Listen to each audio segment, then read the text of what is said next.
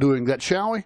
Zig Ziglar, loved Zig while he was around. He had a great sense of humor and a wise man, a good attitude. He was a strong Christian man as well. Zig said this: when you choose a habit, you choose the result of that habit. When you choose a habit, you might say when you form a habit, you choose the result of that habit. You know, we've talked about this. If you capture your thoughts, because they become your words. What's your words? They become your actions. What's your actions? They become your habits. What's your habits? They become your character. What's your character? They become your destiny. You have to watch those, and you could put attitude in there as well. Your words form your attitude. Watch those things. They're part of your life. And when you form that habit, when you follow that procedure, that combination until you have formed a habit, then you have also chosen the result of that habit, whether you like it or not. It's there. All actions have consequences. Right actions have at right time has right consequences. Right actions at a wrong time have questionable consequences. Wrong actions at a right time still have wrong consequences. Wrong action at a wrong time has disastrous consequences.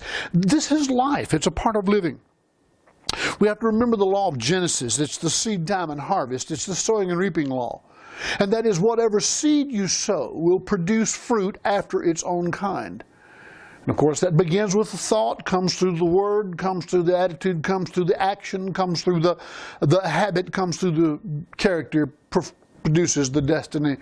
We've talked about that. You ought to have that by now. But let me say it again. When you choose a habit, you choose the results of that habit.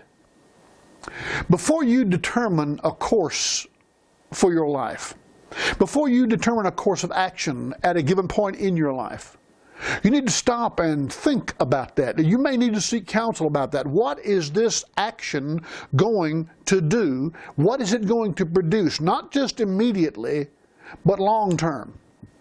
And I can tell you what's going to happen short term if you put a screwdriver into an electrical socket. You're going to cause some short-term damage to your electrical circuits. You may get a shock. The long-term damage could be you burn your house down and you die from the electrical shock. You didn't intend that consequence. Maybe you just meant to make sparks fly. Think about what you're doing before you do it. Determine what that course of action is going to produce in your life and in the lives of the people that you touch, because you don't live alone. Make those determinations. When you choose a habit, you choose the result of that habit. Now, why don't you get out there today and wisely form your habits, so that you can have some good results in your life and make it a great day.